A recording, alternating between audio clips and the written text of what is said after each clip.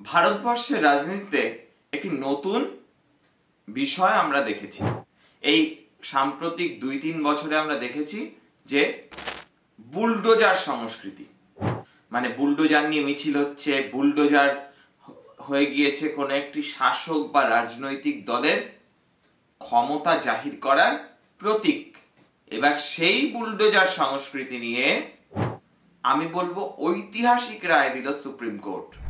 Supreme court তার সাম্প্রতিক রায়ে বলেছেন বিচারপতি বি.আর. গাভাই ও বিচারপতি কে.ভি. বিশ্বনাথনের বেঞ্চ পুরো স্পষ্ট করে দিয়েছেন এভাবে দুমদাম করে যার তার বাড়ি বা যার তার নির্মাণ বুলডোজার দিয়ে ভাঙা যাবে না।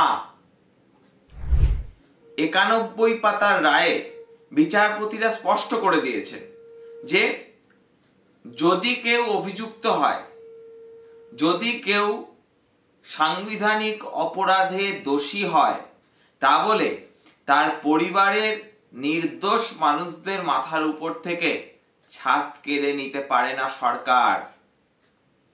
এটা মাথায় রাখতে হবে।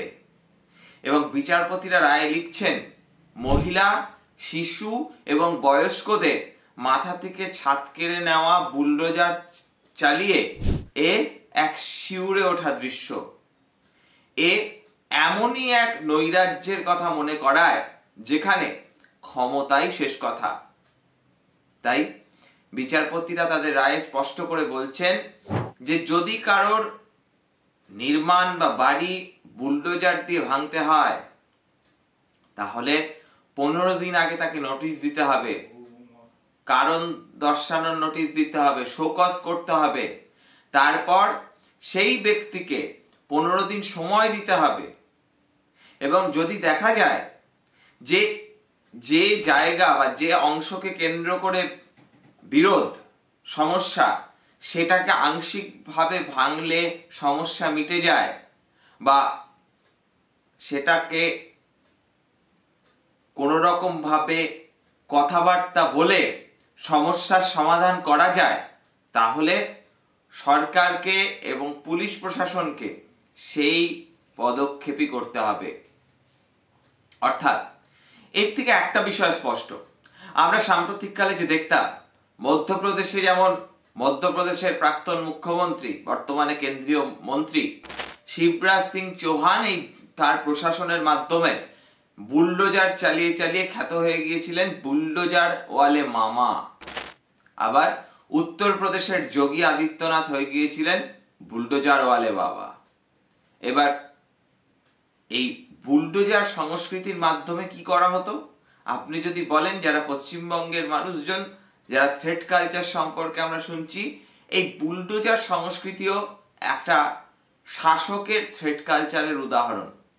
অন্তত রাজনৈতিক পর্যবেক্ষকরা কিন্তু এটাই মনে করছেন। তার কারণ বিরোধীরা বারবার অভিযোগ করতেন যে এই বুলডোজার চালিয়ে, এই যে ভেঙে দাও, গুড়িয়ে দাও, এর মধ্য দিয়ে কোথাও গিয়ে বিরোধীদের, কোথাও সংখ্যালঘুদের টার্গেট করা হতো এবং টার্গেট করত বিজেপি, শাসক দল বিজেপি, যেটা ভারতবর্ষের যে সাংবিধানিক ব্যবস্থা, যে আইনের শাসন, তার পরিপন্থী। অর্থাৎ এখানে আইনের শাসন পালন হচ্ছিল না, শাসকের আইন পালন হচ্ছিল। এবার বিষয়টা হলো, কেউ যদি অভিযুক্ত হয়, কেউ যদি দোষী সাব্যস্ত হয়, তার তো নাগরিক অধিকার বলে একটা বিষয় আছে। এবং তার পরিবারের, ধরুন কেউ একজন, আমি ধরলাম ডাকাতি করেছে, বা কেউ একজন ধর্ষণে অভিযুক্ত, বা কেউ একজন খুনের মামলায় অভিযুক্ত, তার পরিবারের অন্য মানুষগুলো তো খুনটা করেনি, অন্য মানুষগুলো তো ধর্ষণটা করেনি, অন্য মানুষগুলো তো ডাকাতির সঙ্গে যুক্ত থাকেনি। অর্থাৎ সব থেকে বড় কথা, কোথাও কোথাও দেখা যাচ্ছে সদ্যজাত শিশুদের মাথার উপর থেকে ছাদ কেড়ে নেওয়া হয়েছে। এটা অন্যায়, এই অন্যায় চলতে পারে না। এই কয়েকটা রায়, এই মাঝে মাঝে এই সমস্ত রায়, এই সমস্ত অবজারভেশন গুলো ভারতবর্ষের বিচার ব্যবস্থার প্রতি মানুষের খানিকটা হলেও আস্থা আবার মজবুত করে। যদিও সুপ্রিম কোর্ট এই রায় স্পষ্ট বলে দিয়েছে যে যদি দেখা যায় অবৈধ নির্মাণ হয়েছে, যদি দেখা যায় জলাশয়, রেল লাইন, রাস্তার পাশেই ধুম করে গজিয়ে উঠেছে কোনো অবৈধ নির্মাণ, সেক্ষেত্রে সরকার সেই অবৈধ নির্মাণ ভাঙতেই পারে।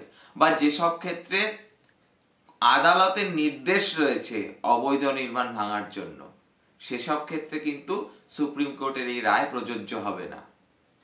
কিন্তু ওই হঠাৎ করে কেউ একজন ঝামেলায় অভিযুক্ত, মনে হলো তার বাড়িটা গিয়ে গুড়িয়ে দিলাম, এই ব্যাপারটা আর চলবে না। এবং যদি দেখা যায় যে এই রকম ভাবে বুলডোজার চলেছে এবং বিনা অপরাধে মানুষের মাথার ছাদ কেড়ে নেওয়া হয়েছে, তাহলে সেই বাড়ি বা সেই যে নির্মাণ বা স্ট্রাকচার, সেটাকে পুনর্নির্মাণ করে দিতে হবে এবং এই পুনর্নির্মাণের খরচ বহন করবেন এর সঙ্গে যুক্ত সংশ্লিষ্ট আধিকারিকরা। অর্থাৎ যে সকল আধিকারিকরা এরকম দুমদাম বসেদের হুকুম তামিল করতে বুলডোজার নিয়ে এগিয়ে যাবেন, তারা সাধু সাবধান। এবং তাদের বিরুদ্ধে আদালত অবমাননার মামলাও রুজু হতে পারে, সুপ্রিম কোর্ট স্পষ্ট করে জানিয়ে দিয়েছে। এই রায়ের পরে স্বাভাবিকভাবে বিরোধী রাজনৈতিক দলগুলি এই রায়কে স্বাগত জানিয়েছেন।